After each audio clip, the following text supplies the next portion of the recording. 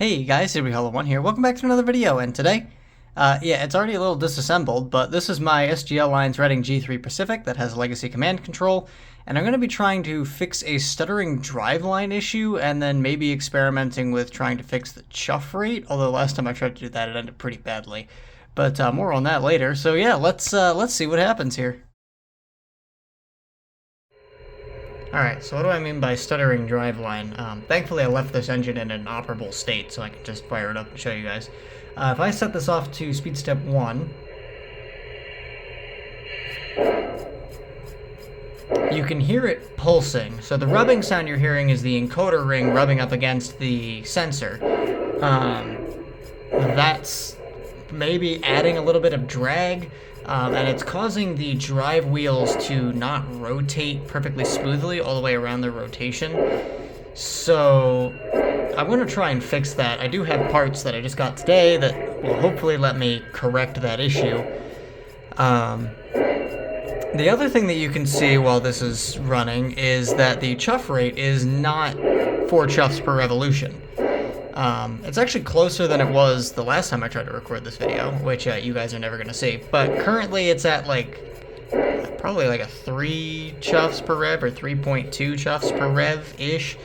I know I'm not going to be able to get a perfect 4 chuffs per revolution because this doesn't have a legacy driveline. Legacy engines are all geared to have the same... I think they are geared to have the same reduction, so they always have 4 chuffs per revolution, despite all having the same encoder ring, pretty much the same RCMC, and pretty much the same encoder ring sensor. But this engine, I did the math that previous video that you're never going to see, and it came out to about like I want to say it's like a 56 to 3 gear ratio. It's like a 18.66 to 1 gear ratio. Which is decent, but doesn't give me 4 chuffs per revolution. So I think, I want to say legacy engines are like 18 to 1, but I'm not positive on that. But these drive wheels are turning slightly too fast. I did try tinkering with some plastic, casings, inserts. There's another half of this one. But they go over the lower sprocket that the belt connects to, and that was intended to increase the gearing to make the drivers spin slower, and it did that, and I actually got 4 chuffs per revolution, and then I realized that when this engine gets up to speed step 5... 1, 2, 3, 4... We'll stop here. So you can see I'm still getting that 3 chuffs per revolution. Now when I turn this over to speed step 5, watch what happens. Oh, it actually sped up that time. But you can see I'm now getting a lot closer to 4 chuffs per revolution, despite that being 1 speed step different.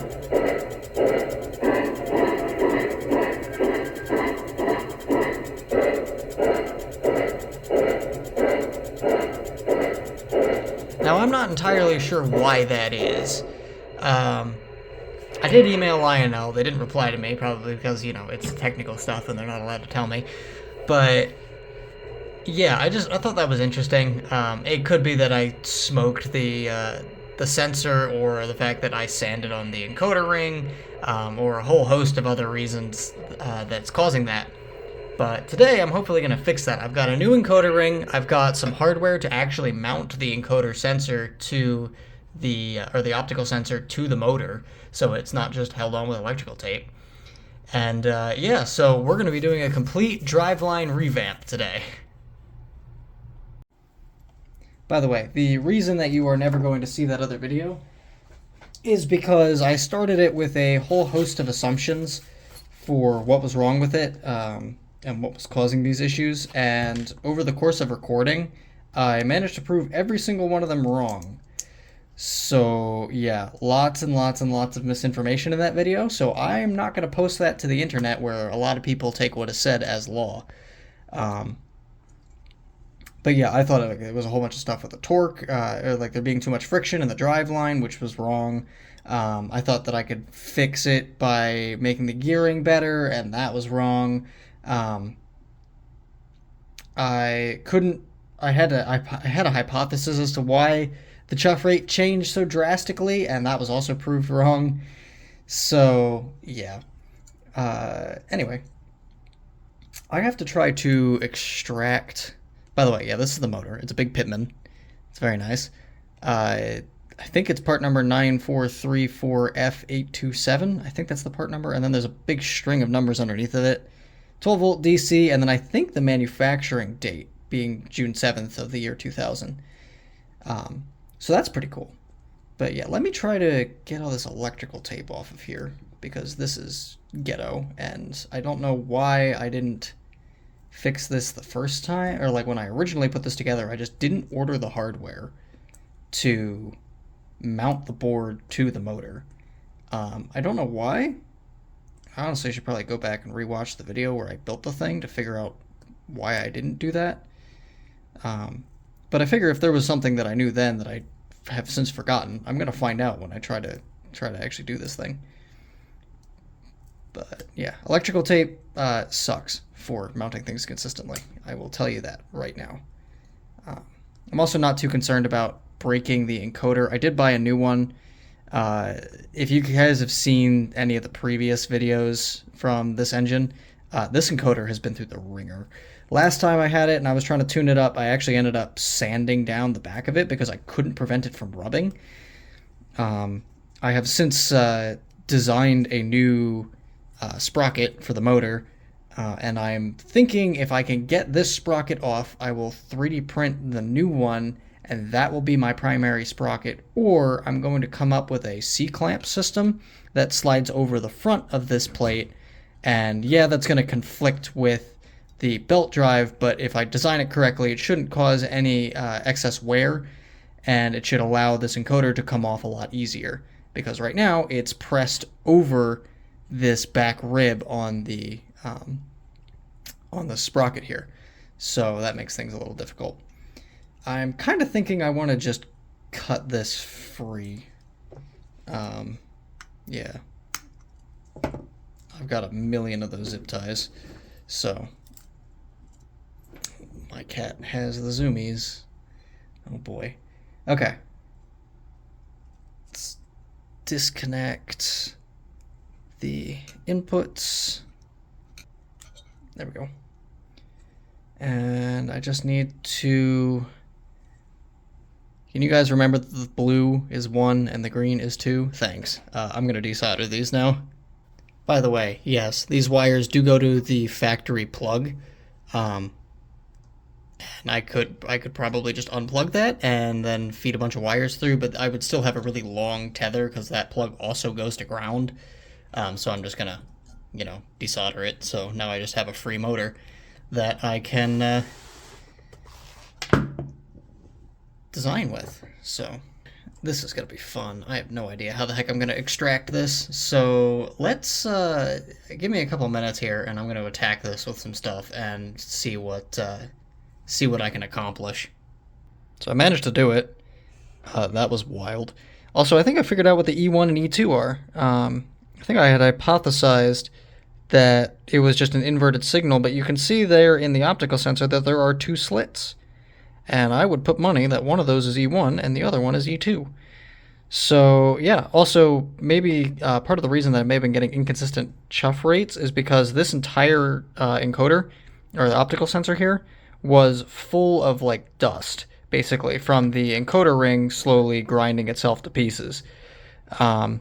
So yeah, if those had packed into one of those little slits, that would cause a problem. So yeah, anyway, fun story. I'm gonna clean this up because there's a whole bunch of super glue residue.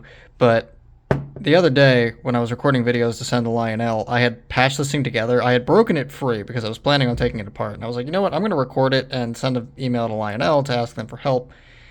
Even though it's, super technical, and I highly doubt that they would actually be able to answer, and they haven't so far, so I'm probably right.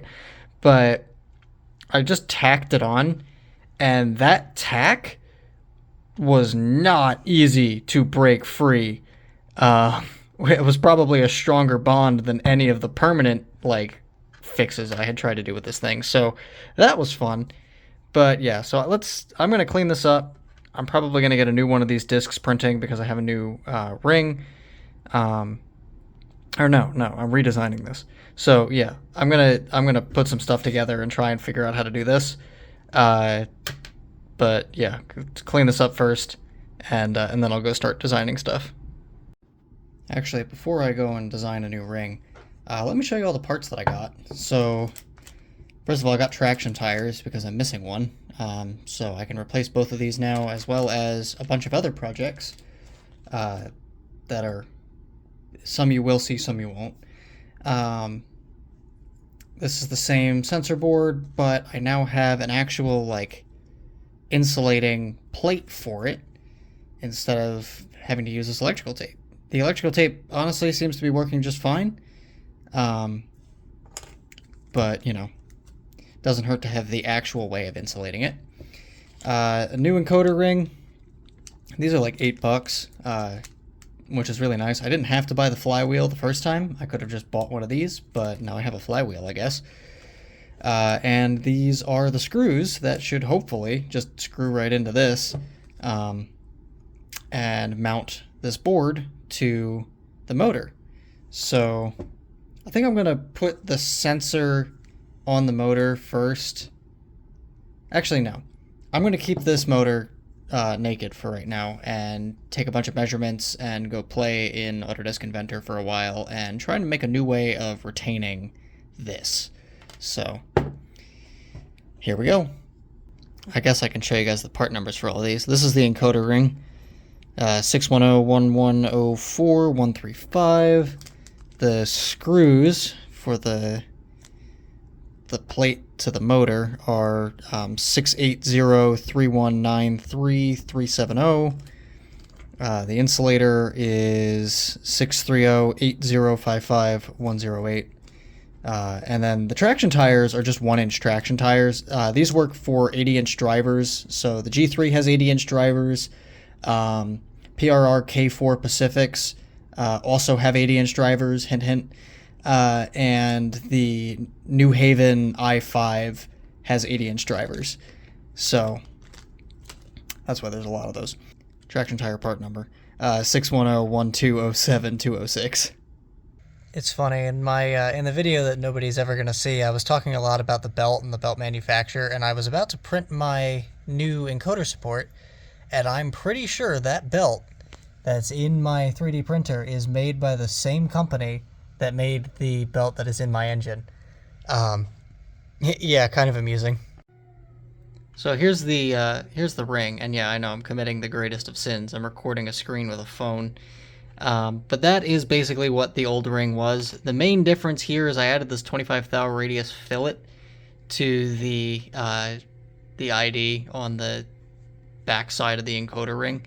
And what that'll hopefully allow for is a little bit better centering. You can see here that there's this rib on the sprocket, and I'm hoping I can use that as sort of an alignment feature. I was having a bunch of issues with this ring not being centered, and it would cause the encoder ring to not be perfectly concentric, basically, to the center axis of the motor, and that was causing a lot of rubbing. So I'm hoping that that helps fix it. The bottom of this plate is, you know, completely flat because additive manufacturing. So yeah, that's the idea. It's printing currently. It should be done in like 40-ish minutes, so we'll see how that goes. But I may have to tweak some heights to align or get the gapping between the encoder ring when it's mounted and the sensor correct, but I have to mount the sensor first to do that. So let's go do that now. By the way, if you're wondering what I used to do all my measurements, it's just this really cheap, like, I don't even know, $12, probably not even that, dial caliper. It's analog, as all things should be. I'm gonna get a lot of flack for that one, but yeah, so that's just what I use. It works well enough. It's not very accurate. The flatness on the plastic is crap, but it gets me numbers that are good enough that I can guess and check it into fitting. Also, here's the old encoder ring versus the new encoder ring, You can see that all I really did with the old one is I just sanded away this ring here, thinking that might have been causing some of my interference issues, but I think I actually caused more problems than I fixed by doing this, by filling the sensor with plastic dust, basically. The other issue is that now this ring isn't perfectly round. It's honestly better than I thought it was, but it is rocking a little bit under my fingers. So, hence the new ring, because it cost $8. So let's do the, there's no chance anyone from Lionel watches my videos, but if there are, this is the correct way to do packaging. Please keep doing this. Every time I order parts, it's always a fight trying to get the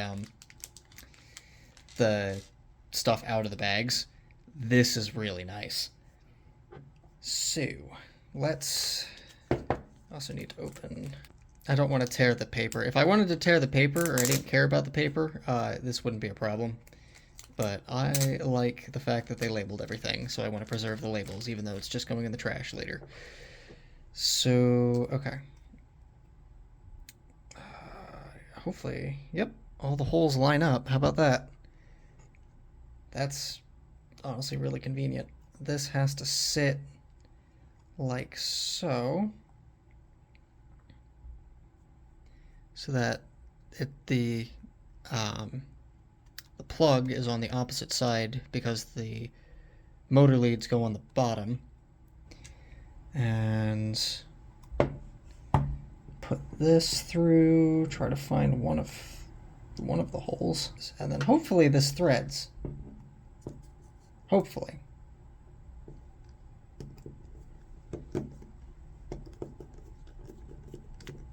Dang.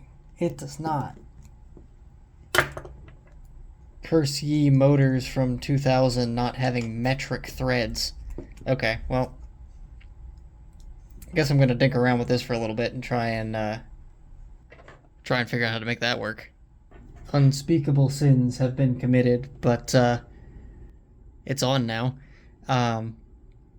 What I should have done before I ordered screws, figuring that it was a standard size in the motor for God knows how long, is confirm that by taking the motor out, looking up the part number, and verifying on the data sheet that those holes were tapped to the size of screw that I had ordered. So, hindsight being 2020, I'm gonna go look that up just so I know for the future if I decide to order new hardware, what that is.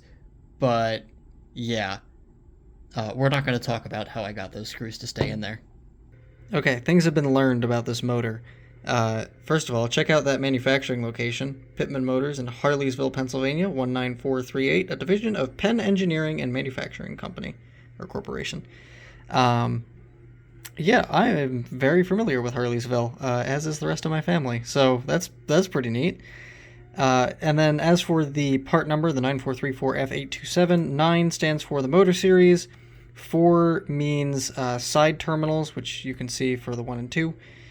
3 is high performance, 4 is the can length, which in this case is the longest, and then F827 is customer specific data, including but not limited to the mounting threads on the front of the motor, which means that these threads can be whatever the heck SGL wanted them to be. But from what I'm looking at, it seems like the standard was 1032. I could be wrong about that. I don't have a known 1032 bolt that I can test it with. If I was better with my hardware, I could probably look at a 1032. I could also probably just bring this to Home Depot, get a 1032 screw, and screw it in and see if it works. But I'm not going to do that right now. But yeah, until I learn otherwise, those threads are probably 1032, not M3. So, whoops. Also, for all the naysayers out there that are going to be like, oh, you just glued it in.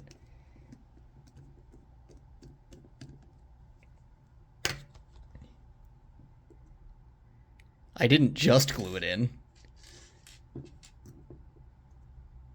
Question is now, is this going to come off? No. It will. It should. It's not glued on, I promise. It's making a liar out of me, though. The reason I'm doing this, by the way, is because I just realized that I forgot to put on the insulation plate. So, yeah, holy smokes. I swear this thing's not glued.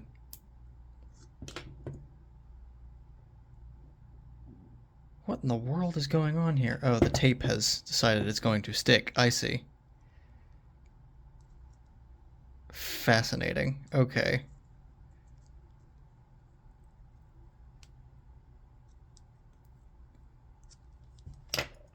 Neat. Alright, come off. Done pussyfooting around.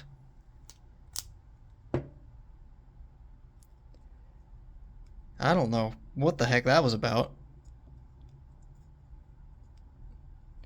Maybe the pressure from actually threading it on actually did something? Maybe? Jeez, it's got one heck of a bite. Sure, I mean, it comes off. Going on should be a heck of a lot easier, but let's actually, you know, put the mounting plate on and then put the motor board on and then align it, drop our screw in,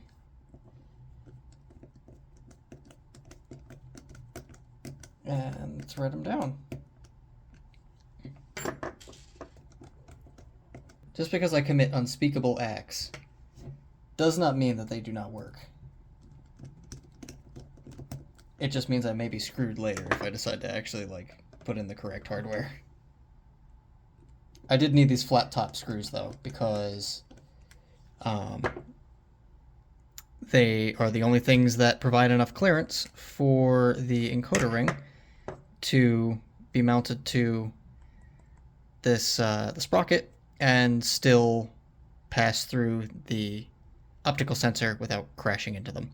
So, yeah. Speaking of the encoder, I think I just heard my 3D printer finish. So, let's get the new one of these and try it out.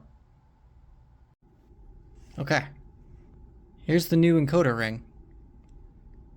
It actually looks pretty decent for, you know, just being a quick print. This is, I did go ahead and test fit this, and one of the things I forgot is that when I added this inverted fillet, what that does is that actually allows the encoder ring to sit slightly further away from the motor because the sprocket can now sink into this ring a little bit.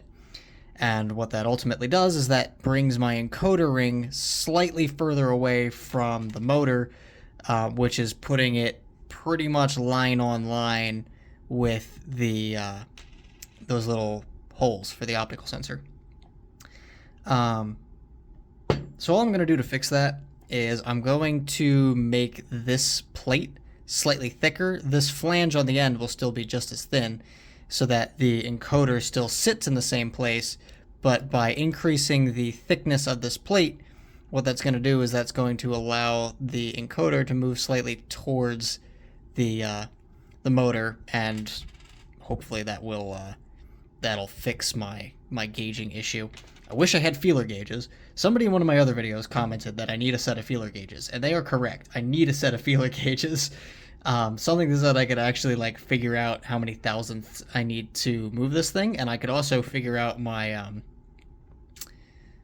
whatever you call that, translation? No, radial positioning better. But I'm just gonna say that this is a perfect circle, and I'm not gonna need to do any post machining. So yeah, so let me make this a little bit thicker, print out a new one, and see how that fits. Okay, let's change the traction tire. I already put the other side on just because I wanted to make sure that it fit, but I'm going to replace this traction tire too. There's nothing wrong with it. It's pretty hardened. It's actually got like tread on it, which is really interesting. Yeah, I don't know why that is, but it doesn't grip very well, at least compared to the new one from Lionel. That grips way better. So power has never really been an issue for this. It's always been able to pull everything that I've put behind it, and it really only pulls passenger train, so it doesn't need a ton of traction. I could remove both, and then I could do the wheel slip thing that I do with the G2, but I'm not going to do that. So, by the way, my grandfather got me a really nice set of, like, hex head, like, screwdrivers, but they're all standard, and this is metric hardware.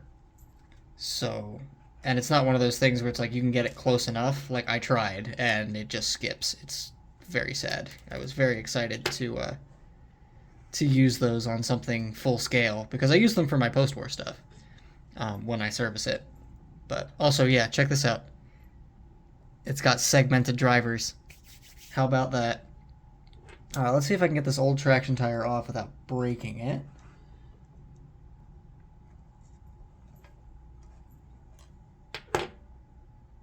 Oh yeah, that was pretty well stretched out. It's also feels like it's disintegrating, but it's just very thin. But yeah, check out that. It's like grooved. I don't know what that's about. I have never seen traction tires like that. Is that something that brass models do? I don't actually own any Sunset Third Rail locomotives yet. I may get one eventually, but yeah, I've never seen treaded traction tires. That doesn't make sense to me, because like cars have treads to like evacuate water and stuff from under the tires. That's why like racing slicks don't have tread, because ideally you're not on water.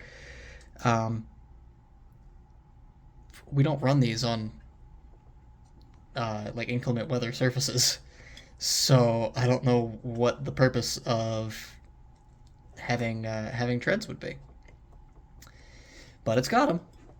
All right, I'm just gonna run through and basically run my finger over these to knock off some of. It looks like there was some sort of like protective coating that was put on it to preserve the rubber while it was in storage in whatever warehouse it was in. So I'm just going through and trying to remove that as best as I can, just using my finger. I'll go back through and probably clean these with isopropyl alcohol before I actually run it on anything. But yeah, all right. That's good, so I can put that on. I've already got the washer on my little screw here. I need to figure out where these screws come from.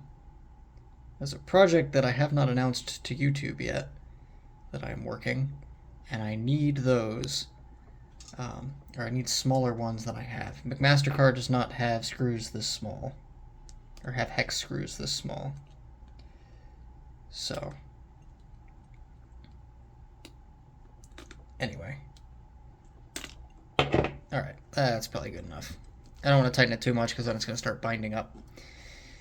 But yeah, there we go. Now we've got some Lionel 1-inch traction tires that are very easy to get a hold of on our brass train that is not very easy to get a hold of. So this is about 5 thousandths thicker, or 5 thou thicker, and I did fit check it, and it brings the ring into a much better place on this on that sensor. So now we get to install it, and unfortunately the thing about making these thicker is that it gets harder to put these on. I've already done this once and to fit check it, and I took it off just so I could show you this process. But yeah, that's how you do that. You just kind of muscle it on. And now begins the super fun process of not creating a hazardous waste dump. Trying to get this to be level. Some people will understand the waste joke, other people will not. But yeah, let me play with this off camera a little bit and get that to be level. Alright, so it's not perfect, but it's pretty darn close. I think that's good enough for my liking. So I'm just going to basically wrap this thing in glue and let it sit while I eat dinner to set up. And then once it's hardened a decent amount, then I can slide the encoder ring over top of it and glue that in place once I verify that it doesn't rub. Also, one of these days, someone's going to accuse me of being sponsored by Loctite. So the new plate that was thicker still wasn't thick enough. as it turns out. So I remade it. I just basically said screw it and made it really thick. Because, you know, if I need to take material off, I can always hit it with some sandpaper. But that's currently drying. And while that's drying, I figured I would clean out this gearbox. There was nothing wrong with the gears or the grease that was in here, but I like the peace of mind of knowing that the new stuff is good, especially because there's no access panel on this cover to just quickly add grease. So I'm in here scraping all this out, and I noticed that that's not a straight cut gear. That's a helical cut gear, which is pretty neat. They're usually used for noise reduction, if I remember correctly. So that's probably part of why these engines run so quiet. They don't use straight cut gears. That could also just be because, you know, it's a worm gear and that's just how that works. But I know that is quieter than straight cut gears, because when you put straight cut gears in a timing chain, it sounds like you have a supercharger in a car. But anyway, I'm going to keep scraping all this old stuff out, put some new stuff in, put the cover back on, and by then that glue should be set enough that I can start messing around with the new encoder ring. Well, I don't think it gets much closer than that. Show you on this side. That is super snug, and it is not rubbing. It's also very consistent. But I guess that's what happens when you actually take your time and do it correctly. So the sound that you hear there is the fact that the encoder ring is not glued on. But yeah, I think I'm going to put some glue on that, let it set up, and then once it's tacked in place securely, which seems like an oxymoron, I'll mount the motor back up and throw it on the test stand, and we'll see how it behaves. Alright, motor's back in, and it's time to play everyone's favorite game of did I fix it or did I make it worse? Let's put some power on the track. Engine 19. Oh, that's good.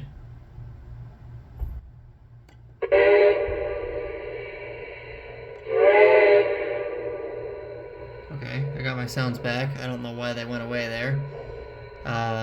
Makes me a little nervous for giving this thing any sort of motor, but let's see what it does.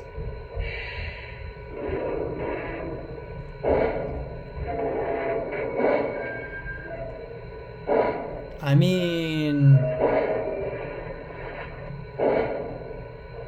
it's still stuttering a little bit, but it is way smoother. And I can't help but notice my chuff rate is way closer to 4 than it was. It's still a little fast. I think it's like probably like 3.7 or 3.6 or 3.7 chuffs per rev. But holy cow, it's amazing what happens when you take your time and you do it right and you don't just try to get it done. That's incredible.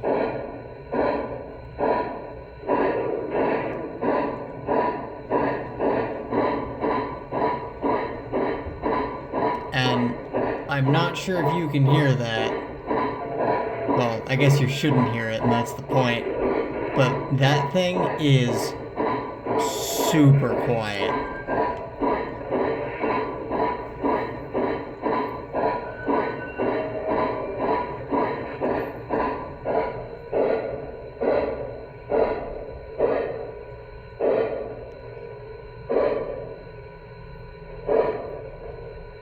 Yeah, you can hear, or at least I can hear, it probably doesn't come through on the mic, but the motor's fighting just a little bit to maintain speed step 1. But that is smooth as butter. Man, that makes me happy. So yeah, so there's your lesson learned here. If you're gonna do one of these upgrades, or you're gonna do any upgrade really, Just take your time. Just do it right the first time, and then you don't have to do what I'm doing now. But, oh man, is that nice. I am so happy with that. Like, I cannot put it into words. That's incredible. Yeah, do it right the first time. Anyway, the next steps for this engine.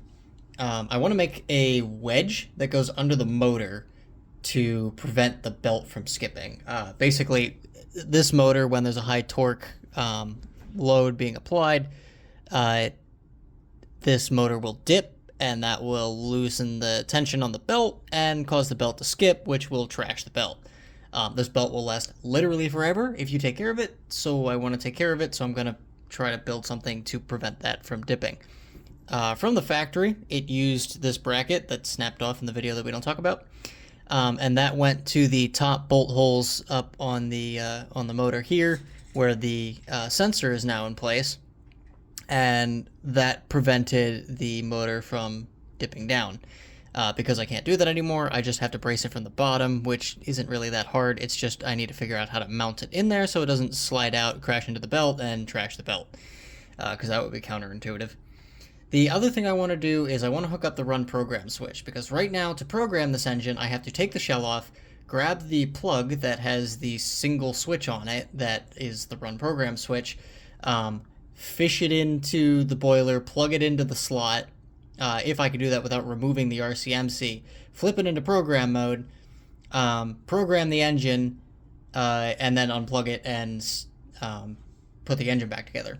Which is super inconvenient, especially because I pretty much exclusively run on club layouts right now.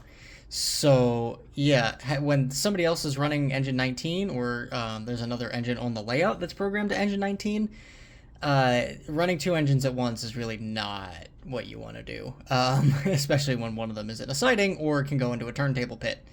Yeah, fun times. So there is a single switch, despite what I said in the video where I built this whole thing. There is one switch in the locomotive. It is for the smoke on-off, or original smoke on-off, and that is back here underneath the cab. So currently nothing is hooked up to it because there's no smoke unit yet, hopefully. So I can use that as my run program switch, but I do want to, just as I did here, create some sort of plug, because getting the plug out of the RCMC is a pain in the neck. So a 2-pin connector here that would just allow me to separate it so I can just disconnect the whole shell, even though I didn't do that today, that would be nice for future maintenance, because I can guarantee you this thing will break because it's mine. So yeah, that's the plan, and I'll probably do that while this wedge is printing. So that's the idea for tomorrow. We'll see how much I actually get done, but yeah, I will see you guys then. Alright, so I apologize for all of the really messy handwriting. I did all my measurements and then checked to see if my caliper was zeroed, which is the wrong order to do that in. And it was not zeroed, so I had to redo all the measurements. So the last one I need to do is the motor diameter. So I don't know if that's correct. But anyway, I got all the measurements that I needed, I think. It's going to be fun because there's a whole bunch of screws in there that I have to try to work around. And as long as the block is braced against the bottom of the frame, I should be fine. It also doesn't have to go the full length of the motor. I was thinking about this morning. It really only needs to just go in a little bit, because this is the end of my moment arm. So this is the bit that moves the most. So if I arrest the motion here, then it won't translate through the rest of the way, because this is my fulcrum. So yeah. Anyway, I'm going to whip this up in CAD, or whip something up in CAD, and we're going to see how it looks. Alright, so here's what I got. There'd be a screw down in the bottom left, or bottom right, another one on the other side. This is pushed far enough back that it doesn't crash into that third screw on the bottom, and then you can see the two provisions up top for the screws. They don't need to go this high, but I'm trying to reduce the amount of support structure that I have to print, so that's how I'm doing that. The problem I'm going to have now is, how do I orient this thing to print it using a filament printer? Pretty much anywhere I print this, it's going to have a massive amount of support structure. I think I'm going to print it on this front face here. It's not ideal, but it'll give me the best finish on the back face. that mates to the frame, as well as this lower face here that mates to the top of that firebox floor plate that's in there. So I want those to be smooth because, you know, that's my interface points. So I think that's what I'm going to do, and I'll just deal with the support structure that gets created here, and I might be able to get creative with some chamfers here to prevent it from creating support structure, but odds are that's just going to print support structure anyway. So yeah, let me get that printing. So while that's printing, I'm going to do the run program switch that I mentioned yesterday. I do have this 2-pin JST. I want to say these are PH 2 mil, I think. So plan is I'm going to desolder this switch. I now have a bunch of these things because I ordered a bunch thinking I was going to be very creative and find some way to fit them in here. I haven't been able to figure that out yet. I may make a plate for the sand dome. The odds of that are very low because I don't foresee myself needing an Odyssey on-off switch. I don't foresee myself needing a smoke on-off switch. This is the run program switch. And I honestly can't remember what the other one is. Maybe auxiliary smoke? Definitely won't need that either.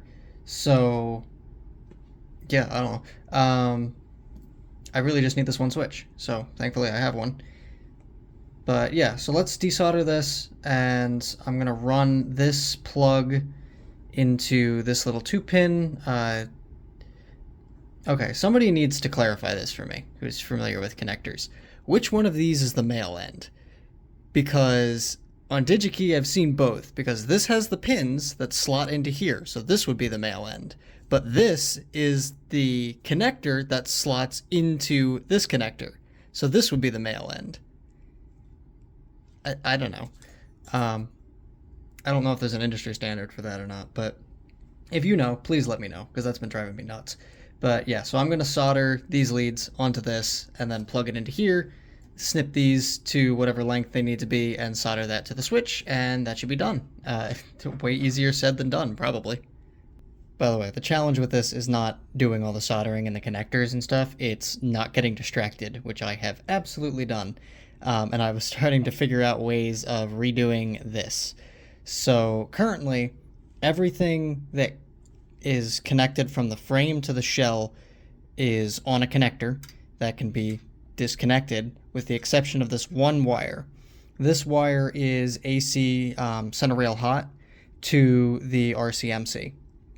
And I'm going to record this so that I can watch the video later when I inevitably forget this, but the idea that I have in mind for how to make this work and just have a connector for this is to get a 3-pin connector first, get a JST PHR3, and then whatever the mating 3-pin is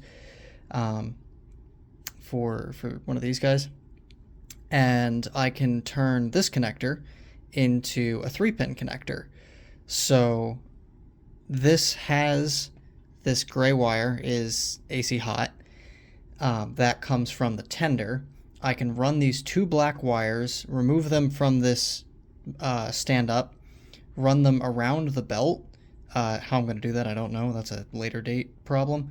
Run them around the belt, and probably go up and around the motor mount that I'm making, that or just cut grooves in the motor mount because it doesn't need the full width. But yeah, run around that and then solder it in down here at the connector that goes to the tender's tether. At that point, then I can just have this single gray wire come up, go into the 3-pin connector, and then the other end of that connector, this guy, can also be a 3-pin connector. Red goes in there, this will come around and plug in there, and voila, problem solved. So that would allow me to just willy-nilly disconnect the shell from the frame, the shell from the frame, and that'll just make it easier to service down the road. So that's the idea. I can't do it right now because I don't have a 3-pin connector just on hand. I did order 4-pin connectors, so they'll get here tomorrow. They were supposed to be here today. If they were here today, I'd just cheese it and make this a 4-pin connector and then just not use one of the pins. But because I need to put this engine back together so I can test it tomorrow, this is how it's gonna go back together. It's just gonna use the wire nut. I'll actually order the correct parts, and lesson learned from this guy, just do it right. So that's the idea. We'll see when that ends up happening, but whenever it does, I'll record it. But for now, I'm going to leave all this stuff unplugged, actually. Wait for that bracket to finish printing. In the meantime, I'm going to go make myself some dinner. And then once that's done printing, I can put it in here, figure out that it doesn't fit, because that's how first revisions always go, and do the tweaks, reprint it, and I don't know what I'm going to do. Probably go work on some other engines or something while that's printing. So that's the plan. Let's go execute. Oh yeah, and by the way, this is now hooked up. I have it set so that the smoke on position is program, smoke off is run. Oh, and another thing I did that I'm really proud of, for some reason, is instead of using a 4-pin connector for this, because that's the correct thing to do, they're two 2-pin connectors, but I have them flipped so that when you're plugging it back together, you don't accidentally take your serial and your common and plug it into your run program switch, because they're both the same type of connector. And yeah, so it just prevents any mix-ups. Again, achievable with a 4-pin that I don't have right now. They come tomorrow. So okay, here it is. It looks like crap, but you know, again, prototype parts, like on a really old printer. That's just the way it goes. Alright, does it fit? Answer is sort of. How did I mess up the height that badly? It's like a mile off the ground. Huh. Alright, well, let me figure out what dimensions need tweaking, adjust them, and then get the Rev 2 printing. Alright, I did a little bit of work with the Dremel, and I just cut a groove in it because there's a lip on here that this firebox pan tray thing makes. It's not perfectly flush, which I missed that when I did my measurements. But yeah, so just cut a notch in it, and now it fits much better. So let's put the motor on and see how it aligns with this little cup. Okay. Let's take our motor, make sure none of our wires are binding up. And that fits really nicely, actually. Let's put our screws in here. I just want to get a feel for how tight the belt is when the motor's tightened down.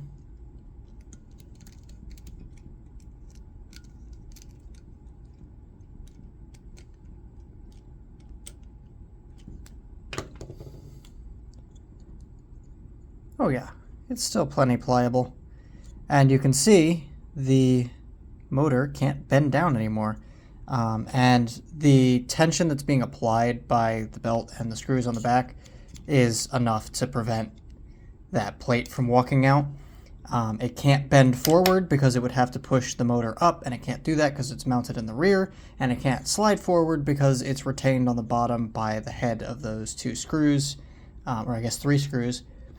So this thing is pretty well fixed in place, and unless you deliberately try to remove it by taking the motor out, it's not going anywhere. So I think I'm going to call that good. You can see it's at a little bit of an angle. There's a tiny gap under there, but good enough. I think I can plug some stuff back in and give it a test and put some torque on it and see how the driveline responds. Alright, I got the engine fired up here. Let's step it out. There we go. Oh man, it's so nice to have like near 4 chuffs per revolution. It is stuttering a little bit. I'm wondering if over the course of me working on some stuff, some debris got into one of those sensors again. I may just attack it with some high pressure air and see if I can blow anything out that's in there, but I don't know.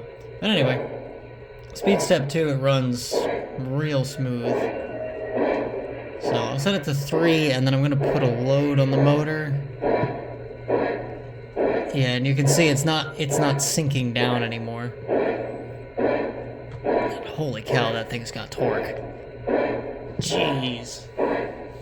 Yeah, I don't think that's going to have any problems pulling passenger cars.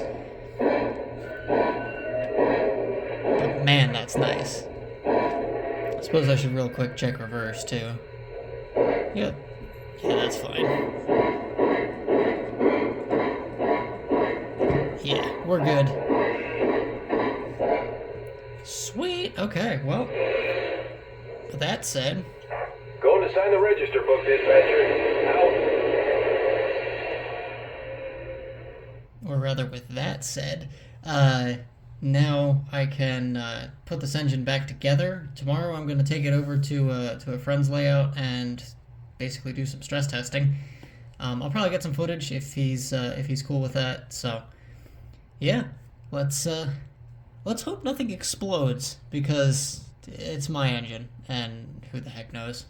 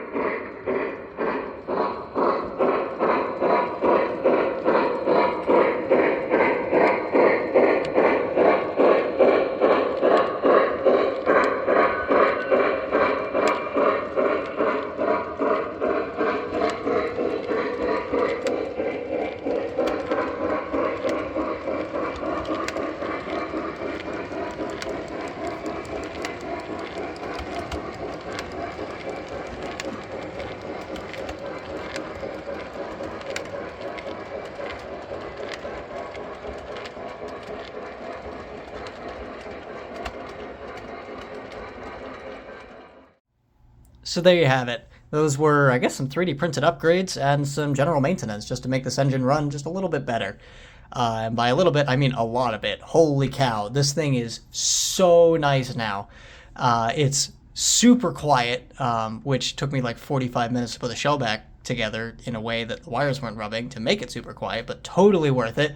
And it is butter smooth on speed step 1. And it just makes me so happy to know that this engine is finally running in a quiet and consistent manner. And I can put it down and not have to worry too much about coming back to it and having to fight with stuff. What I am going to need to fight with is the next time I have to take the shell off. So I am going to look into getting that 3-pin connector that I discussed earlier for the power lead going to the RCMC. I'm also going to probably replace both of those 2-pin connectors with a 4-pin connector because I have the 4-pin receptacles now to make that happen. So you can look forward to that in a future video. The other thing that's happening is the speaker is dying. I think it's the speaker. It's either the speaker or the soundboard, and I'm fairly certain it's the speaker, but I'll test it in a future video. But as you probably heard in one of the running shots, the speaker sort of cuts out intermittently and then comes back, and it's fine most of the time, but occasionally it's just not. I did take open the shell last night, or on the tender, and take a look at it, and I couldn't find anything loose. So if it is failing, it's failing internally, which is fun. So yeah, it has a 0.5 watt 8 ohm speaker in it currently, little pancake thing that could definitely benefit from an upgrade, so I'll probably be looking into something like that. I may also design a custom speaker enclosure, because currently it's using the whole tender shell, which is fine. I mean, it makes decent sound and it's loud, but I think it might sound a little bit better if I make a custom baffle for it. But more on that in a future video. So yeah, I hope you all enjoyed. If you guys have any questions about anything that I designed, or how I designed it, or how I built it, or why I did what I did, let me know in the comments. I'll be happy to answer any questions you have. Also, if you think there's anything I could have done better here, if there's something that you think that would make my life easier down the road, absolutely let me know. This engine is going to be together and apart so many times, so anything I can do to make it easier to take it apart, I will gladly listen to. But yeah, so again, hope you all enjoyed. I am CW Hollow 1, and have a good day, or maybe good night in your case. See ya.